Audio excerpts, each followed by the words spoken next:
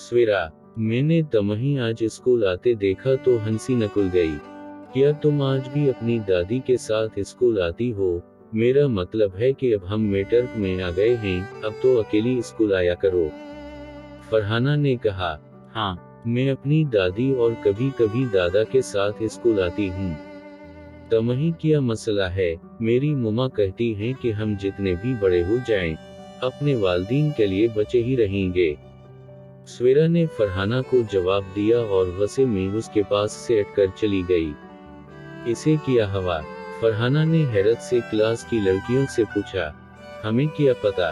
एक लड़की ने जवाब दिया और सब अपना अपना लंच करने लगी। लंच टाइम खत्म हुआ तब तक सवेरा का मूड खराब था। छठी के वक्त उसके दादा इसे लेने आए। वो घर पहुंची तो उसकी अम्मी को भी सवेरा का मूड ठीक नहीं लगा।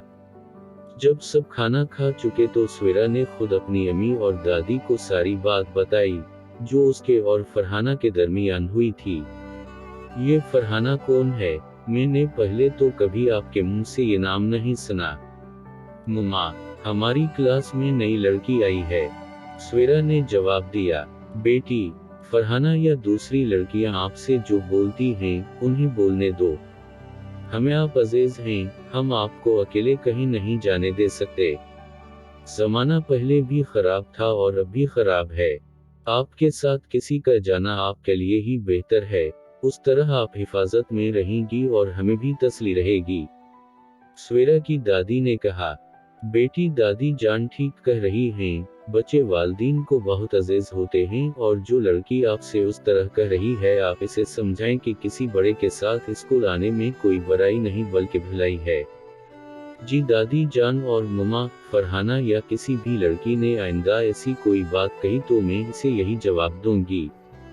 सवेरा ने कहा, कुछ दिन गुजरे थे कि फरहाना छठी के बाद थोड़ा देर से स्कूल से पैदल घर जाने लगी। उसके घर के रास्ते में सवेरा का घर पड़ता था।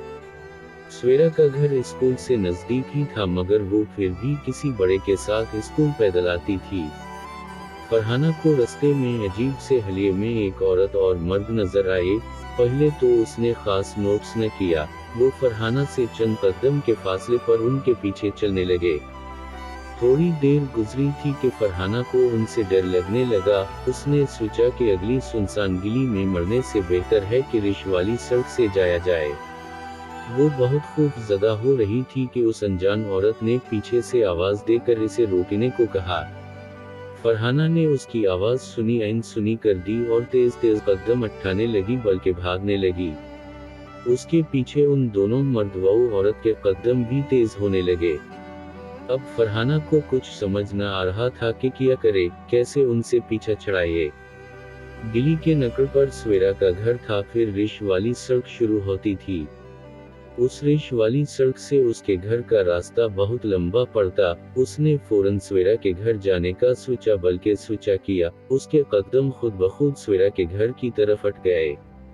वहां पहुंचकर उसने दरवाजा जोर जोर से खटखटाना शुरू कर दिया।